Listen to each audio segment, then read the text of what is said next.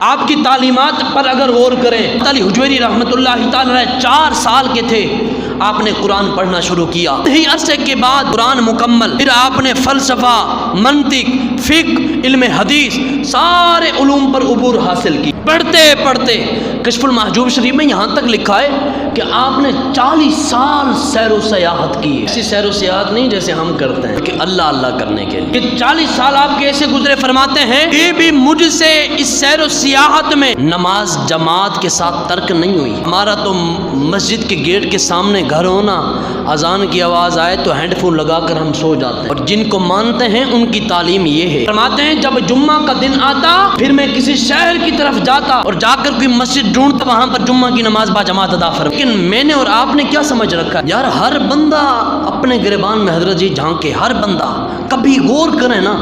صبح سے اٹھتے ہیں والے آپ کو کہتے ہیں کہ جناب والا ناشتے کا سامان لے آؤ، دوپہر میں کھانا لے آؤ، رات میں سبزی لے آؤ، رات میں سونے سے پہلے ٹینشن ضرور آتی ہے۔ وہ اللہ کے بندے ذرا سوچ، آج تو نے کتنا حساب کیا ہے۔ صبح سے سوچتا ہوں اتنے کا ناشتہ، اتنے کی دوپہر کی روٹی، اتنی سبزی، اتنا گھی، اتنا فلاں، اتنا فلاں، اتنے فلاں، اتنے پیسے بن گئے۔ کیا اپنی جیب کا محاسبہ کیا، کبھی نفس کا بھی محاسبہ کیا ہے، اس نفس کو بھی کبھی دیکھا ہے کہ یہ دل کیا کر رہا ہے۔ جمعۃ المبارک کے دن ہر بندے کی یہ میرا سوال ہے، مجھے بتائیں کیا جمعۃ المبارک کی 2 رکعتیں ہوتی ہیں؟ مولوی ممبر پر کھڑا ہوا اور اس نے آ کر خطبہ دیا، عام آنا شروع ہو گئی نماز۔ جس طرح امام صاحب نے السلام علیکم ورحمۃ اللہ، او بھاگنا شروع ہو گئے، جس طرح کہ شیطان ان کے پیچھے لگ گیا ہو۔